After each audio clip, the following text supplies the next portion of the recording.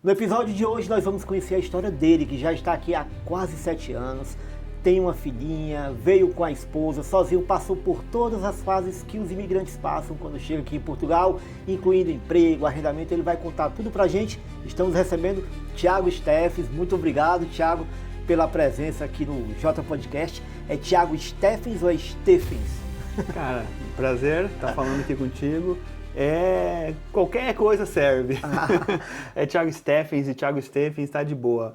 Geralmente eu falo Thiago Steffens. Thiago Steffens, mas é um sobrenome alemão com descendência de luxemburguês. Legal, cara. Seja bem-vindo. Muito obrigado por tirar aí um tempinho do seu final de semana. Estamos no final de semana aqui gravando esse episódio para vocês.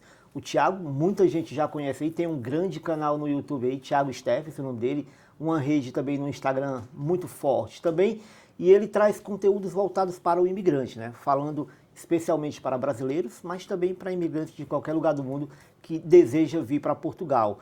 E Thiago, esse nicho de falar sobre Portugal, tu já veio para Portugal com essa ideia de falar sobre esse assunto na internet, ou nasceu aqui esse projeto? Cara, pois é, até a gente estava falando sobre isso antes, né? A parte de entrar para a internet mesmo, para criação de conteúdo, surgiu depois de 1 ano e meio que eu estava aqui.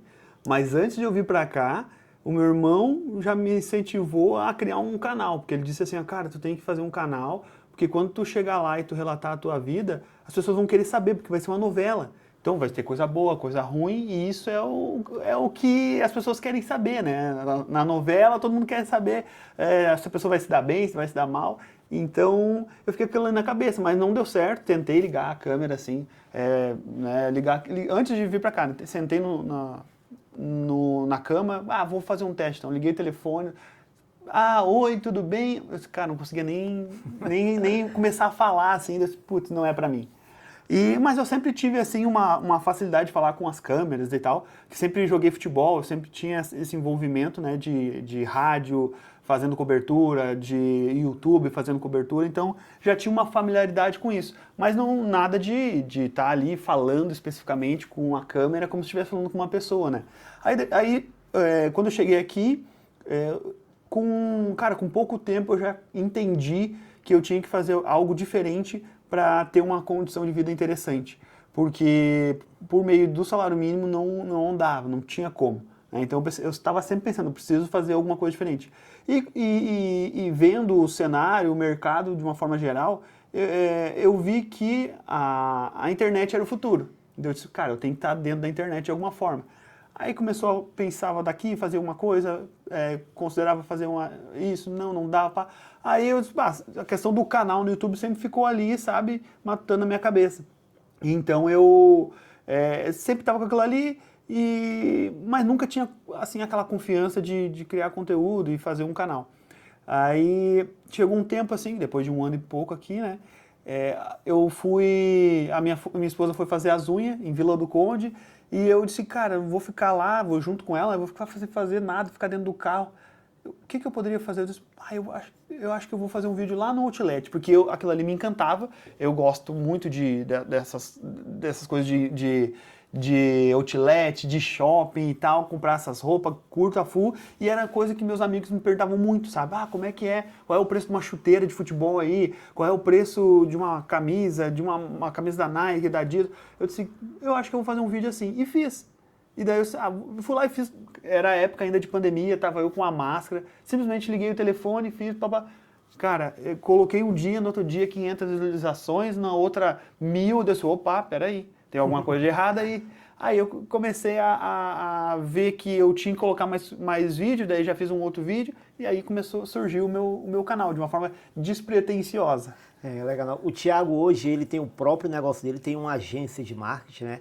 Mas ele já trabalhou em fábrica. O Thiago também, que é formador no Centro de Formação da Prepara Portugal. Centro esse que eu sou aluno e aluno dele lá na Prepara Portugal, né? Mas a gente vai chegar nessa parte. Ele vai contar como foi essa oportunidade na Prepara, vai contar como foi o início. E é aonde eu quero chegar agora. Thiago, vir do Brasil para cá com a esposa, né? Um lugar que você não conhecia. Já conhecia Portugal? Não conhecia. Como é que foi essa transição? Como é que foi essa chegada aqui? Teus medos e teus acertos?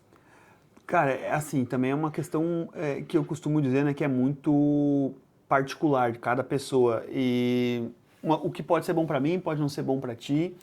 E isso eu entendi no decorrer da minha imigração. E antes de vir para cá, eu pensava assim, eu não quero colocar na minha cabeça que eu vou embora em definitivo. Então, eu vou dizer para todo mundo que eu vou para lá para ficar um tempo lá e dependendo de como for, eu vou voltar. Em algum momento eu vou voltar. Eu não quero. O fato de eu dizer assim, eu vou embora para sempre, aquilo ali já me dava um bloqueio.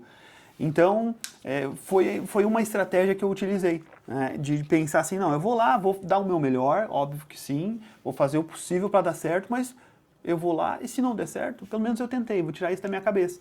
E coloquei isso na cabeça da minha esposa também, que foi uma dificuldade tremenda, né, para ela vir, ela não queria vir, ela estava 100% segura lá no Brasil, perto da família dela, numa zona de conforto dela, eu é que queria sair da minha zona de conforto e respirar novos ares.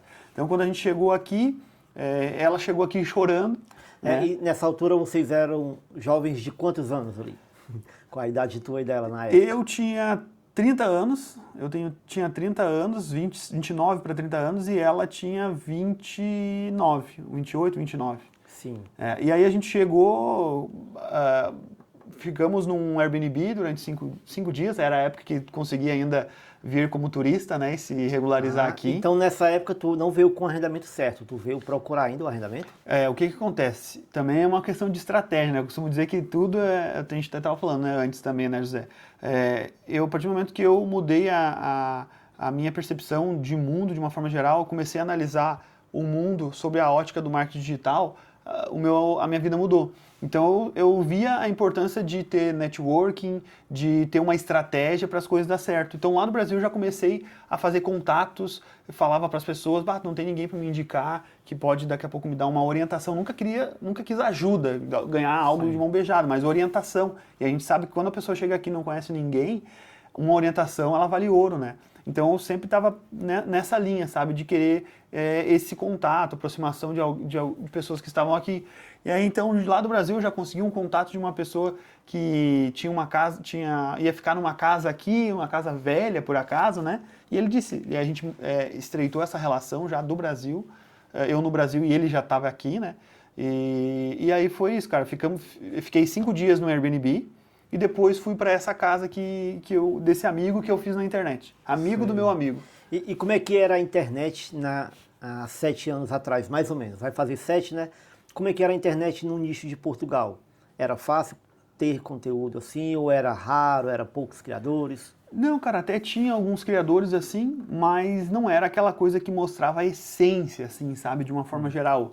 Era mais pessoas dando dicas ali, não tinha muitos vlogs de mostrar o dia a dia e tal, e não tinha a quantidade de canais que tem hoje, né? Então era um pouco escasso.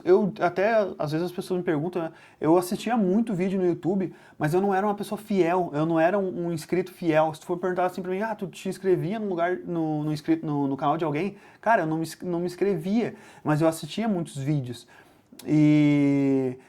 Tipo, eu lembro de uma menina que eu vi mostrando como tirar o NIF, como tirar o NIF, como tirar o NIS, os documentos básicos. E eu assisti aquele vídeo muitas vezes. E eu não era inscrito do canal dela e não lembro quem era a menina, infelizmente, porque hoje eu poderia agradecer ela, né? Que é o que acontece com as pessoas que às vezes nos encontram na rua e tal.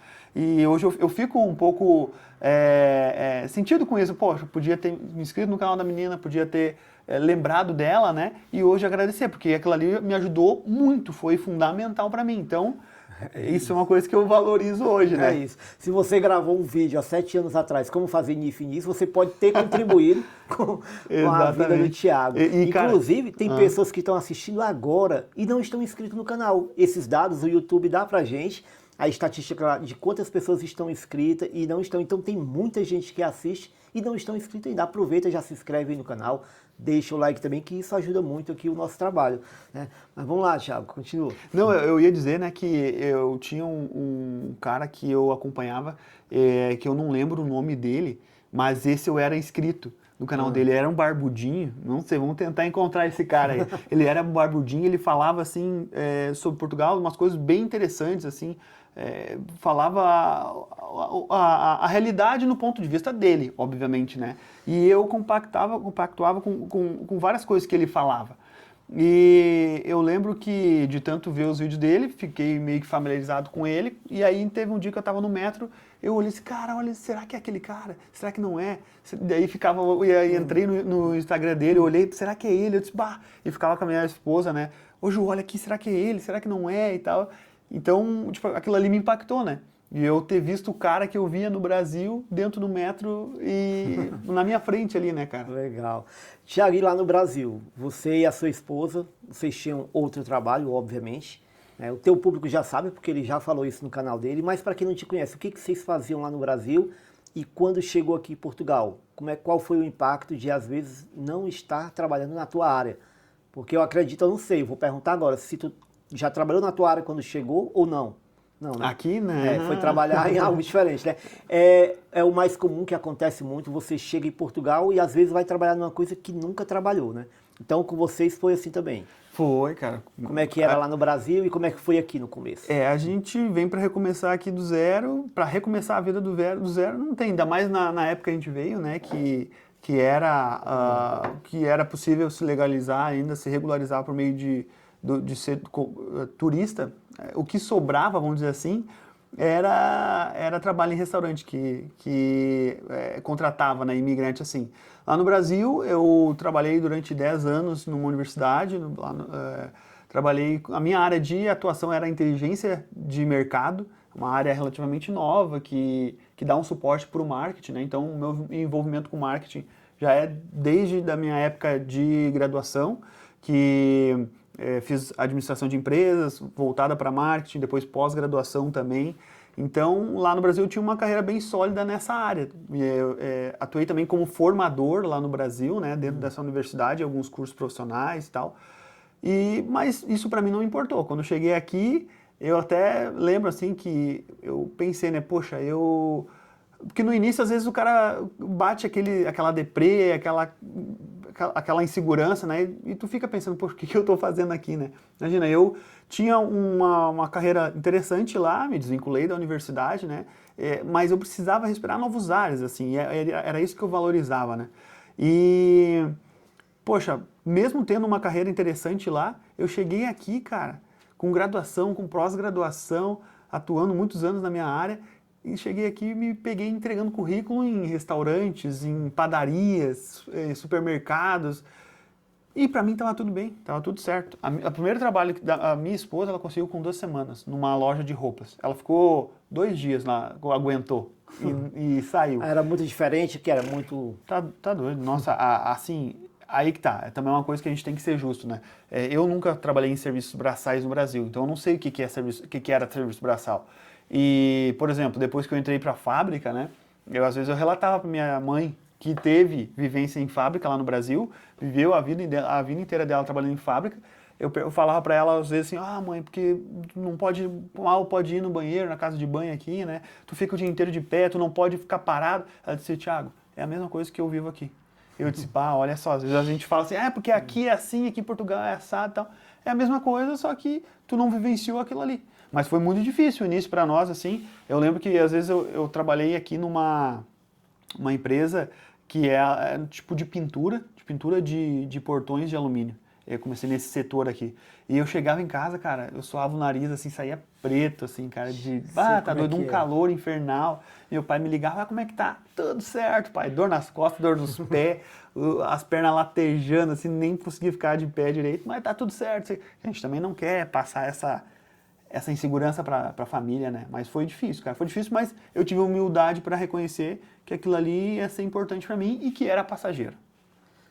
E lá no Brasil, tu tinha noção de como é que funcionavam os pagamentos aqui das empresas, se tinha 13º, como eram as férias, ou tu foi descobrir isso aqui na prática? Ô José, uma coisa que eu também converso com muitas pessoas, eu descobri isso na prática.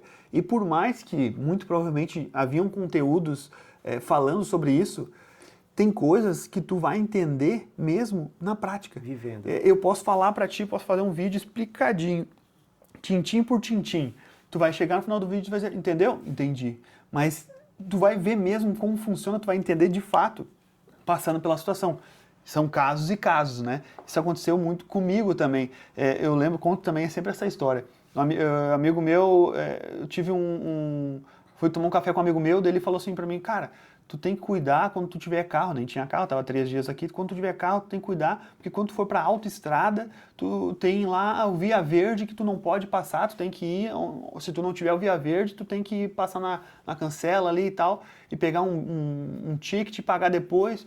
Eu disse, tal, entendeu? Entendi. Cara, entendi nada. Passou um mês, 2 meses, comprei o tal do carro. Quando eu fui andar na autoestrada, eu passei por uma via verde, passei onde não deveria passar e tive que pagar o trajeto todo, né?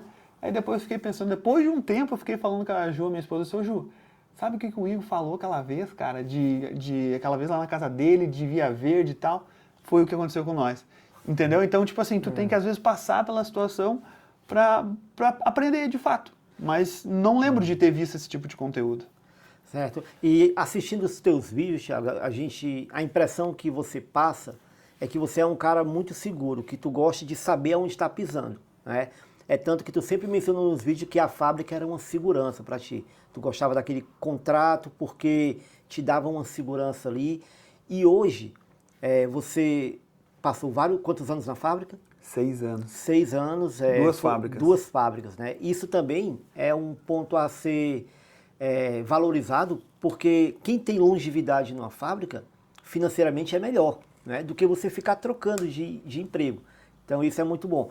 Mas o que eu ia falar é sobre essa segurança que tu tinha no contrato. E hoje você arregaçou as mangas aí, montou seu próprio negócio e saiu da fábrica. Como é que é? O que tu vê hoje em relação a não ter mais aquela segurança do contrato e agora ter que depender ali de algo do imprevisível, né? José, isso é interessante, cara, porque assim, às vezes, principalmente na internet, a gente se compara com outras pessoas, né?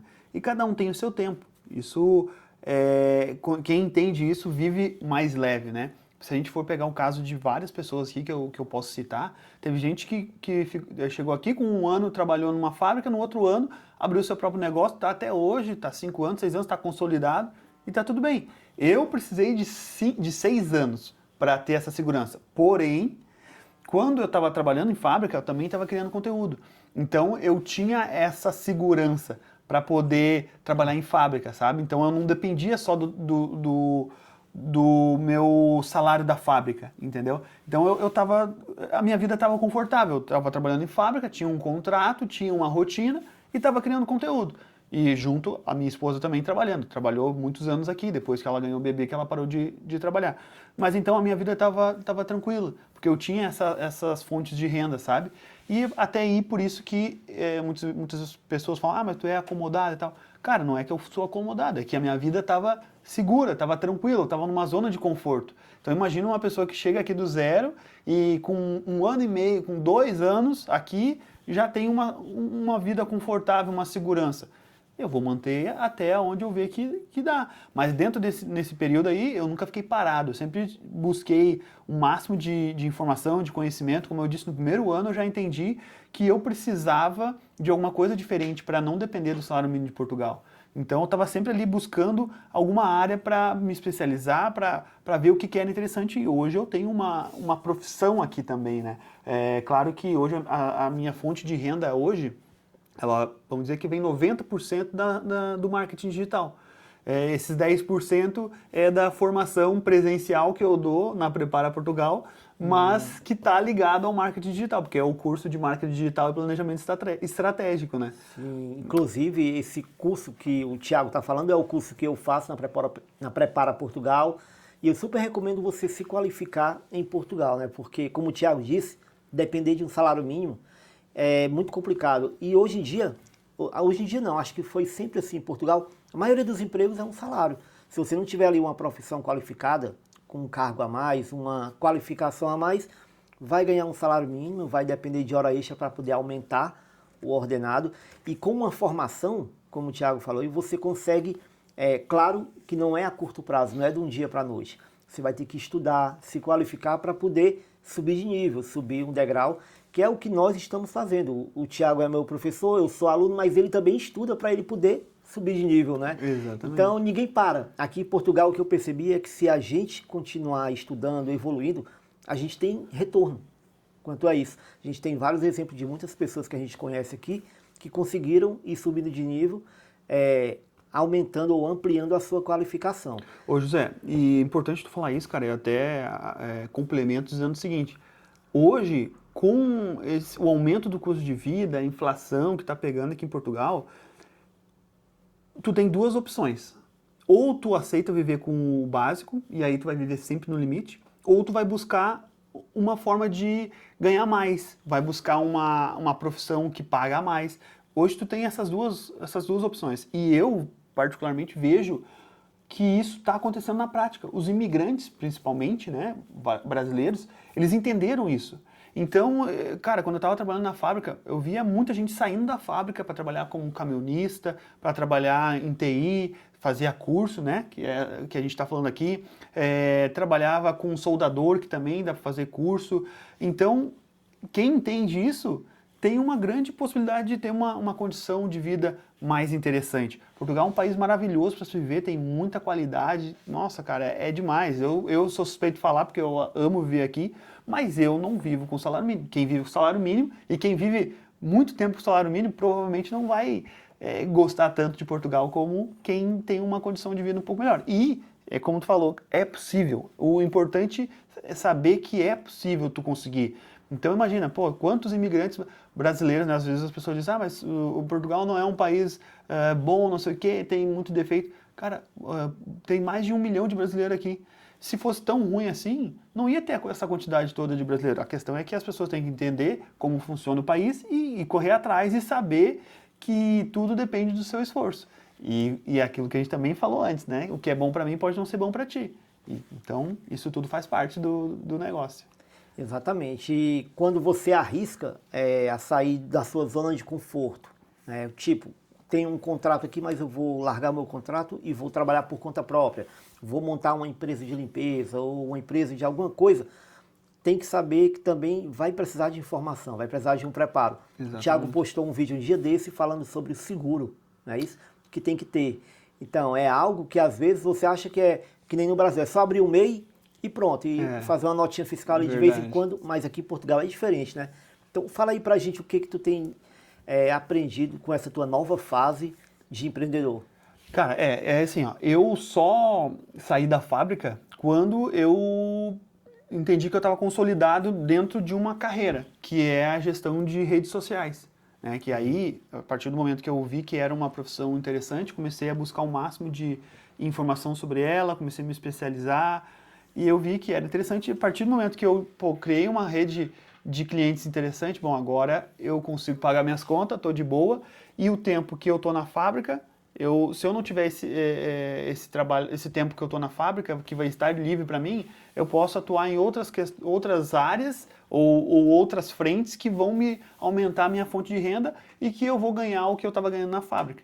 Então, a partir daí é que eu comecei a entender que dava para eu sair da fábrica. Também estava complicado. Pô, cara, acordar 5 horas da manhã, às vezes eu ia dormir a 1 hora, é loucura. É uma coisa assim que tu, por um tempo tu consegue, mas depois te desgasta demais. Mas eu tenho aprendido muita coisa, cara, assim, primeiro que essas questões assim de leis e tal, né, hoje eu estou muito bem amparado, eu tenho uma corretora, não é como se chama, não lembro como se chama, não é corretora, é uma mediadora de seguros, eu tenho uma mediadora de seguros, eu tenho uma contadora que me dão essas orientações.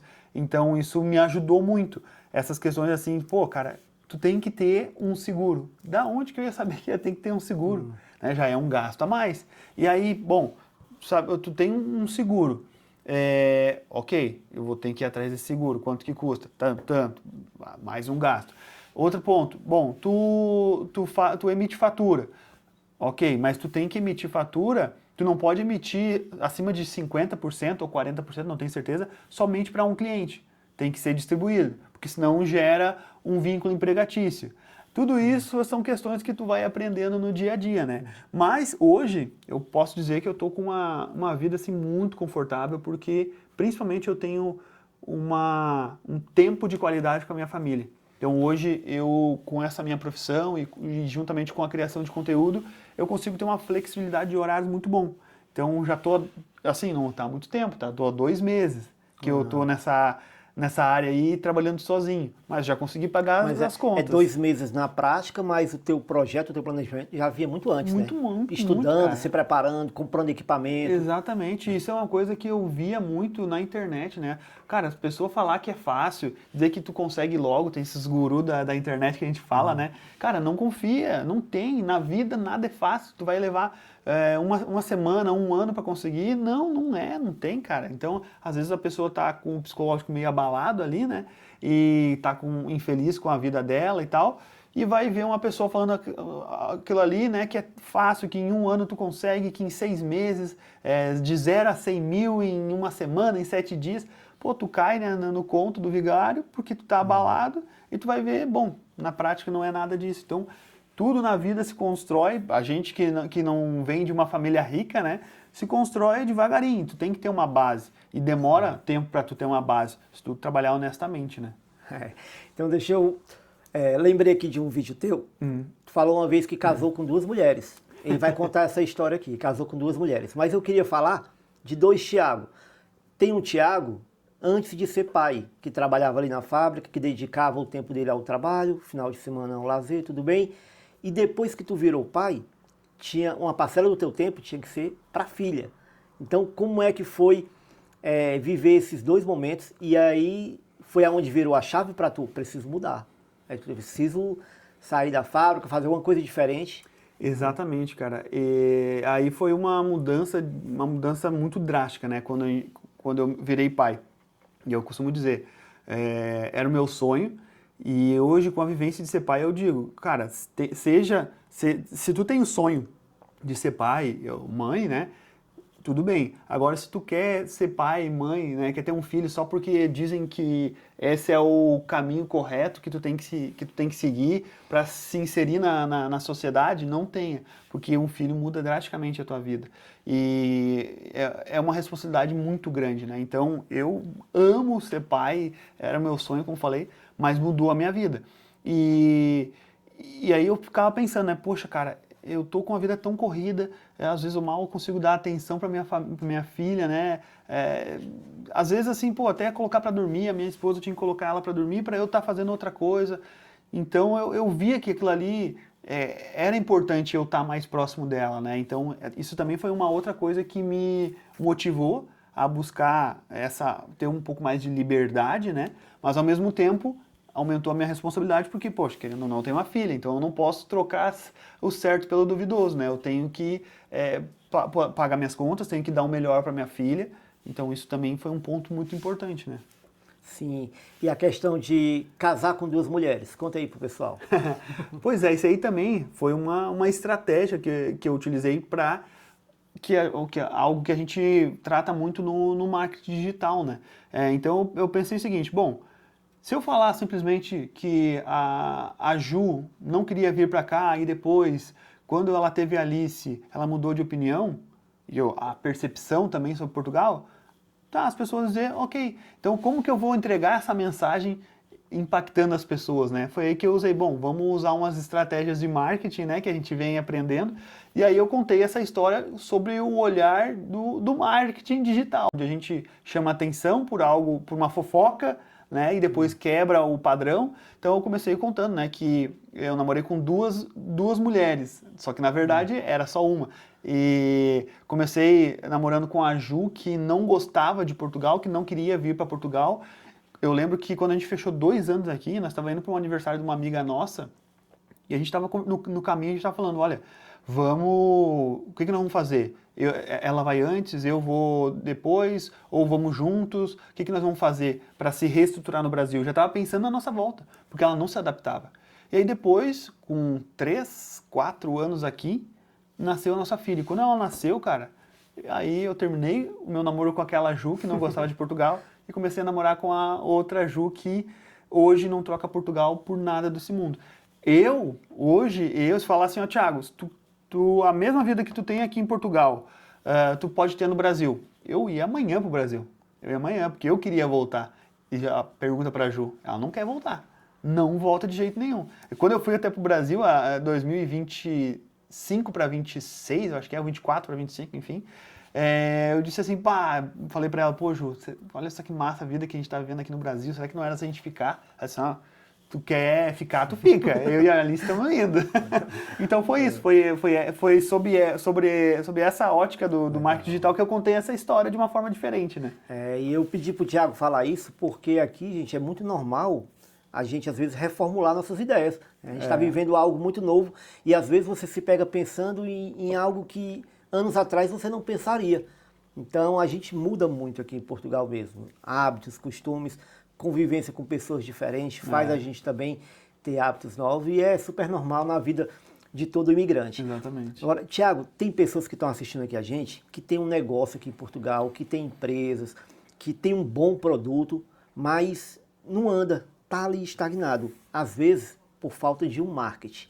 Então, eu queria que tu falasse o que a tua empresa pode fazer por um empreendedor desse, que tem um negócio e ele não está conseguindo aumentar as vendas por falta de marketing. O que a tua empresa pode fazer? Hoje todo mundo está vendo o quanto a rede social ela é impactante, né, para o seu negócio. Eu hoje sou gestor de redes sociais. Essa é a minha profissão. Hoje já tenho aí 7 clientes ativos e muitos deles restaurantes.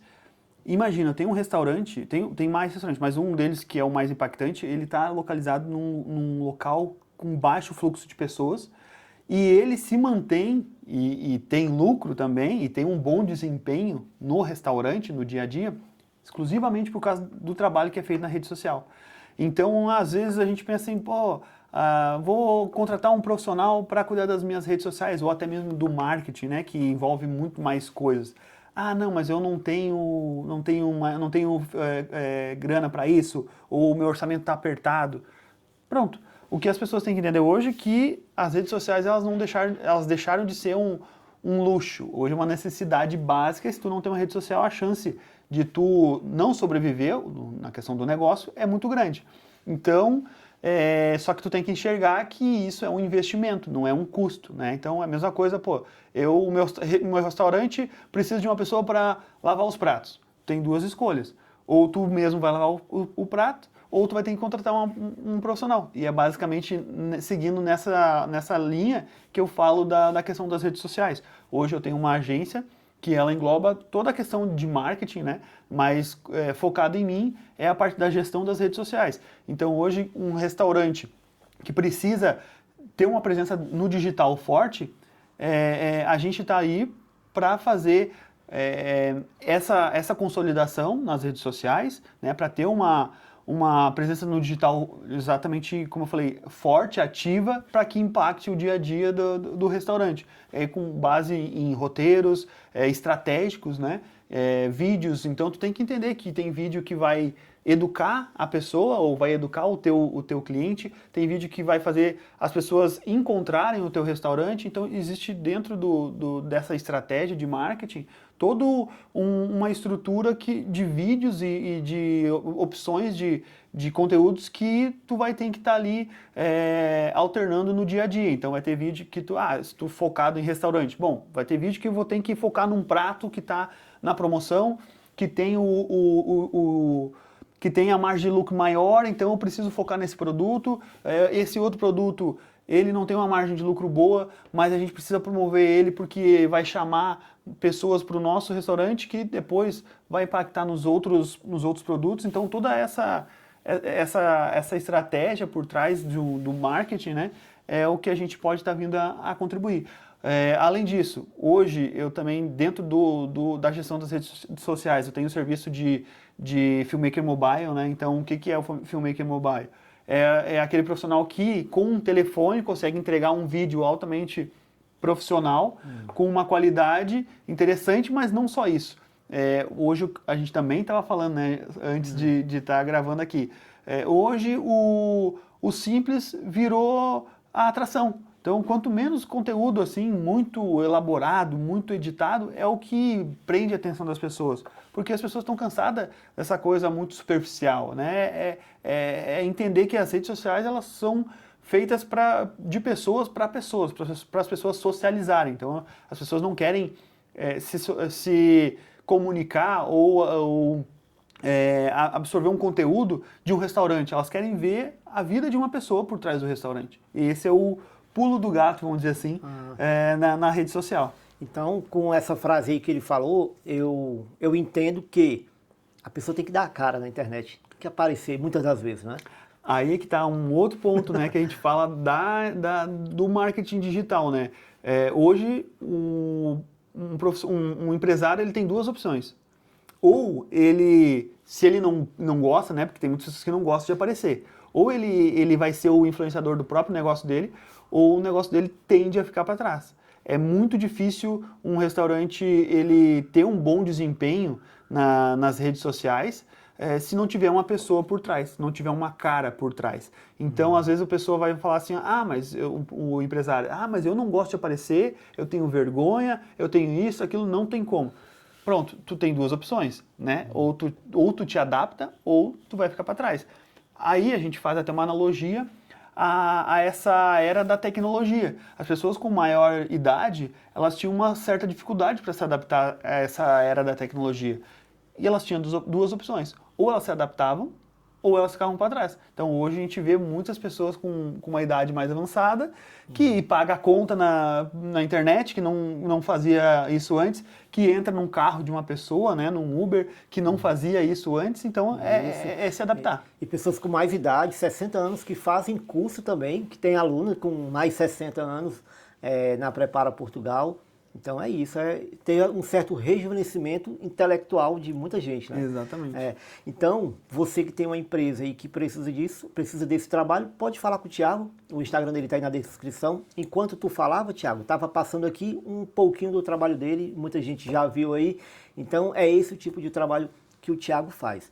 Legal. Agora, Thiago, uma outra pergunta, voltando um pouquinho para a fábrica. Quando eu trabalhava em fábrica e que eu fui decidir sair também para trilhar esse caminho do empreendedorismo, eu disse assim para minha mulher, para Renata, amor, eu vou sair, mas a gente vai tentar, se não der certo, eu volto para a fábrica. Aqui tem muita fábrica, a gente já tem uma experiência, eu era serralheiro lá, então sabia trabalhar com aquilo ali, eu procuro em outra fábrica e recomeço de novo, não há problema nenhum.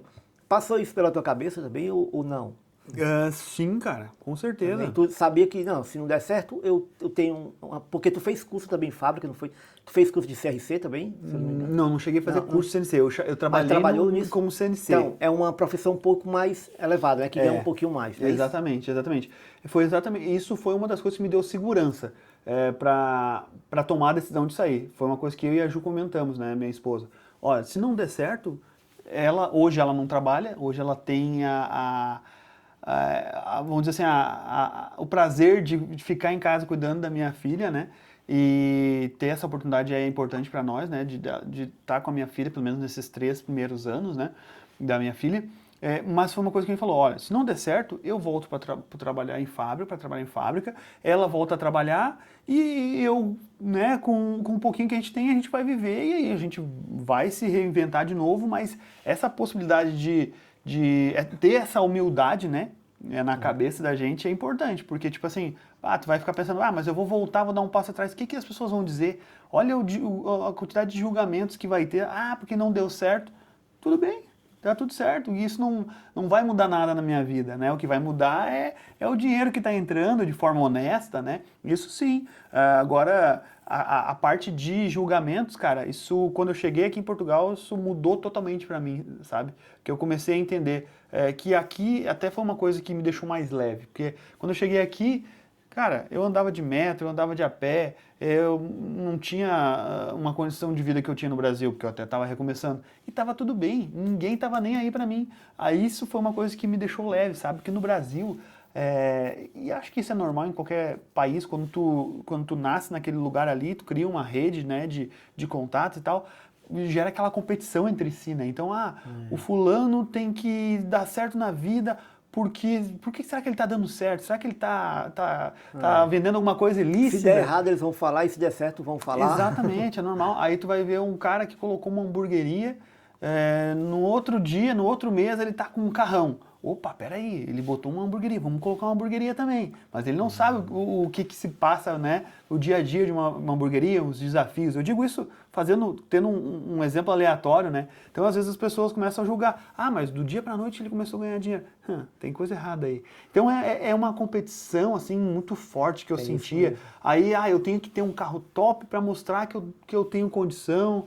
E aí isso entra também aquela questão, né, de, às vezes a pessoa mora numa casa sem condição, mas tem ali um carro top, tem um telefone top, justamente para mostrar uma coisa que não é, né? Que aqui, também eu costumo dizer, né? Aqui, dificilmente tu vai ter a possibilidade de ser um dublê de rico.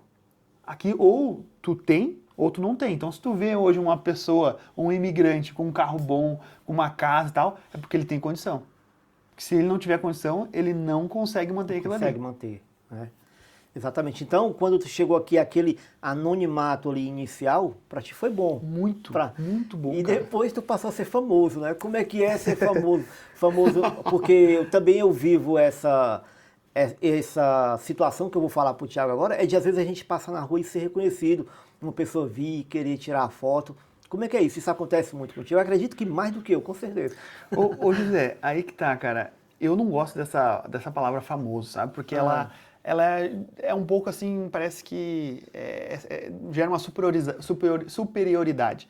Eu jamais gostei disso, de me sentir superior a alguém por alguma condição.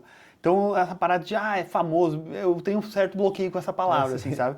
Mas a gente não pode negar que a internet hoje nos deixa conhecido, né? Então, poxa, a internet, imagina que a pessoa tá ali vendo na televisão um vídeo teu, lá no Brasil, né, assistindo um conteúdo teu e tal, e tá simpatizando contigo, e tu tá vendo que tu tá sendo útil para ela, e quando ela chega aqui, ela te vê. Caramba! Então, é um impacto grande, né? Então, eu vejo isso. Claro que a internet proporciona isso. Uma pessoa totalmente desconhecida ser muito conhecida, né? Então, tem hoje criadores de conteúdo que são extremamente conhecidos, né? Vou dar um exemplo agora aleatório que me vem na cabeça. A Virgínia Fonseca. Ela é, cara, uma das pessoas mais influentes do Brasil, a mulher mais influente do Brasil, sendo criadora de conteúdo. Inclusive está convidada a Virgínia quando vier aqui para Portugal, vir aqui no nosso podcast. Boa, é isso aí, vale a pena. Olha aí, ó, as coisinhas boas, ser tratado como famoso. Pode trazer o Vini. É verdade, tá pertinho da Espanha, né? Mas isso cara, para mim, essa questão de ser reconhecido, também vivi um pouco isso no futebol e tal, não tanto que nem agora, né? Porque às vezes as pessoas vêm, mas eu não vejo isso, tipo assim, com um ar de superioridade. Eu vejo que a pessoa criou uma conexão tão forte contigo. Então eu não vejo essa questão assim, né, de famoso, igual um jogador de futebol, igual um ator, uma atriz, onde a pessoa vem e quer tirar uma foto contigo. Não.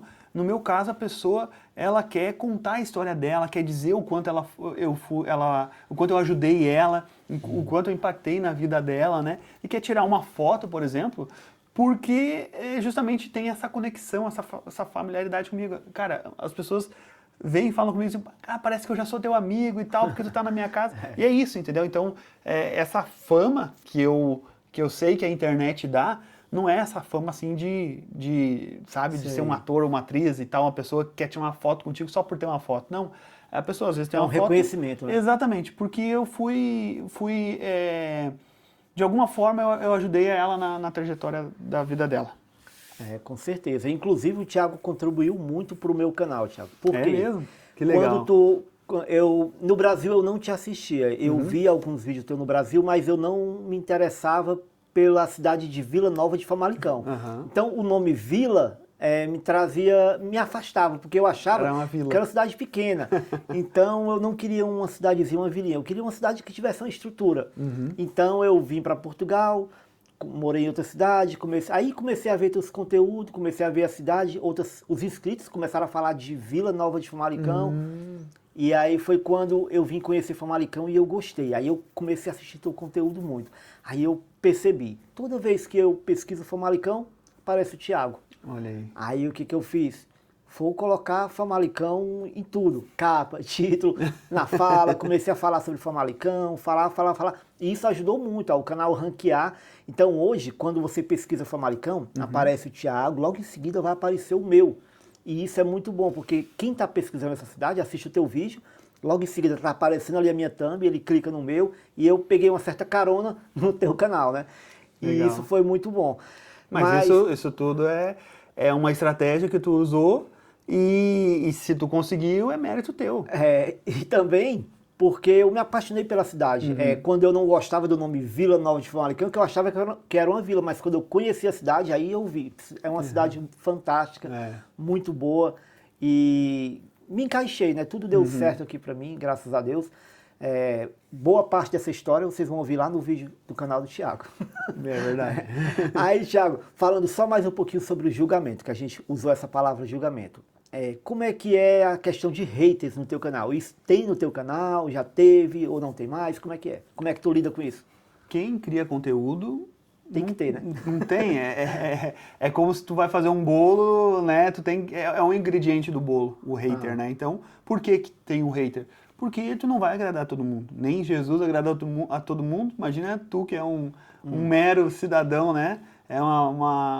Então, isso é normal. Eu acho que desde o início também, antes de começar a criar conteúdo, eu já me preparei para isso, porque eu analisava muito, eu sempre fui muito analítico, né?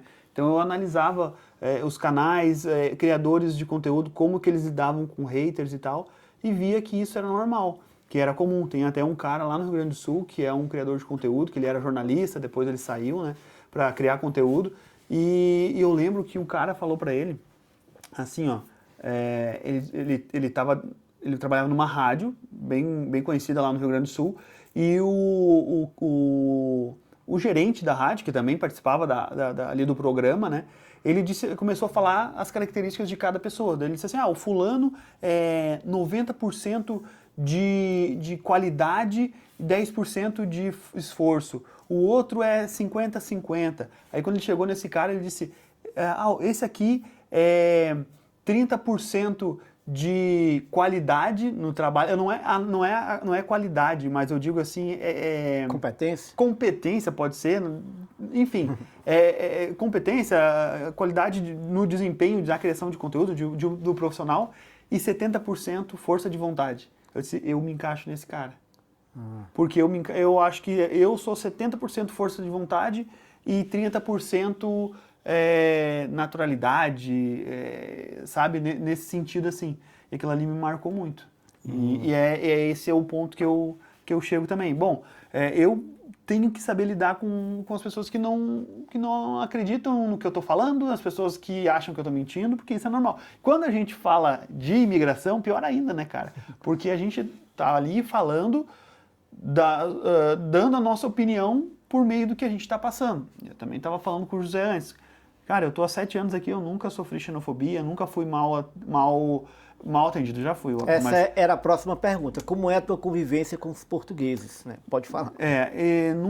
Nunca sofri xenofobia, nunca me senti assim menosprezado. Claro que tudo depende, né, da onde tu tá. Eu tô hoje numa freguesia, então o pessoal me abraçou. Eu vou no mercado com a minha filha, cara, as senhorinhas olham assim, começam a brincar com ela. O pessoal do supermercado perto da minha casa, todo mundo adora minha filha, brinca com ela e vem dar beijo. Então, assim, eu me senti muito abraçado em todos os lugares que eu passei aqui. Mas eu acho que também tem uma parcela do que tu entrega, né? Como um cidadão. Então eu sabia que eu tinha que respeitar as leis, as normas, as regras. Eu me adaptei a Portugal e isso foi fundamental numa comunidade que valoriza muito isso, né? Que Portugal recebe muitos imigrantes, então quando não compactua com os interesses da grande maioria da população aqui, tu é visto com maus olhos. Isso que aconteceu muito na nossa trajetória, né? Dos brasileiros aqui, vieram para cá e fizeram coisas erradas. Não que isso justifique uma xenofobia ou maus tratos ou algo do tipo. Óbvio que não. Mas a gente sabe que, infelizmente, isso acontece. Né? A questão é que tu tem que saber lidar com isso. Já engoli vários sapos, principalmente, como a gente fala, né, popularmente no Brasil. Principalmente no trabalho em fábrica, já engolia muito sapo, assim, mas nada que eu via assim, não, isso aqui eu vou levar pro coração. Não, cara, às vezes a pessoa tá com um dia ruim e tal, e já tá com aquela mentalidade que, só porque é brasileiro é isso. Isso vai de cada um, mas eu não tenho absolutamente nada para falar do brasileiro, mas eu também sei que existe xenofobia, eu sei que isso é algo extremamente comum, e infelizmente está enraizado aqui na cultura de Portugal. Os imigrantes, não só aqui em Portugal, no mundo inteiro, eles são vistos como pessoas fracassadas, sabe? Tipo assim, o cara é imigrante, não conseguiu vencer no país dele, ele tá aqui. Então, geralmente, tu tem esse preconceito, rótulo, né? Exatamente, com o imigrante. Mas, pra mim, foi de boa. Mas, assim, voltando só um pouquinho na questão do hater, eu acho que sempre digo, quando tenho essa oportunidade, se a pessoa não tem um psicológico bom pra saber lidar com o hater, nem queira entrar na internet, porque tu pode se abalar muito, né, com o hater. Mas o hater faz parte. E também, já respondendo, assim, não tenho nada pra falar dos portugueses. A história dele, gente, é muito grande. Então, se você acompanhou esse vídeo aqui, quer saber mais do Thiago, vai lá no canal dele que tem vídeo aí de tudo. 7 anos, não, 7 anos não, mas tem uns 4 anos de vídeo. Né? Eu acho que uns 5. 5 anos de vídeo. Tem ele em Luxemburgo, em outros países da Europa aí, passeando. Luxemburgo, eu por muito tempo, vamos dizer assim, que eu fui premiado como criador de conteúdo que teve o maior número de visualizações sobre Luxemburgo. Olha aí. O maior número de visualizações da internet sobre Luxemburgo era do meu vídeo. Deu quase 1 milhão e, sei lá, 1,5 milhão de visualizações. E criadores de conteúdos grandes foram para lá e não conseguiram esse número de visualização. Inclusive, José, esse vídeo de Luxemburgo que eu fiz, que foi sucesso, quem está na internet, né, muito provavelmente vai reconhecer, vai lembrar do Casimiro. Aquele menino que, hoje é só o dono da Cazé TV, né? Virou É o terror da Globo. Nossa, o cara hoje comprou direitos autorais da Copa do Mundo, um canal no YouTube, né? Que fez isso. Então, pra tu ver a grandeza do que é o cara. E ele foi muito reconhecido e ele cresceu muito na internet fazendo reacts, né? E ele fez um react do meu vídeo. Foi mesmo? Cara, legal, essa informação eu não sabia. Ele fez eu um vou react procurar esse vídeo e vou deixar o link aí para você assistir o react do Casimiro no vídeo do Thiago. Exatamente, aquela aí foi muito gratificante para mim. Porque, querendo ou não, top, mano. Foi bem legal. Eu lembro que no final ele disse assim, tu é gente boa, tu é legal, mas tipo, Luxemburgo não é nada demais. Falou mais ou menos assim. É legal, cara. Pois então, Thiago, obrigado. Então é isso, já se inscreve no nosso canal, do canal do Thiago, o link está na descrição, tem perfil no Instagram, o Thiago sempre está postando lá a rotina dele, quer conhecer a família dele, vai lá no Instagram e a gente aguarda vocês no nosso próximo vídeo. Tchau! Tchau!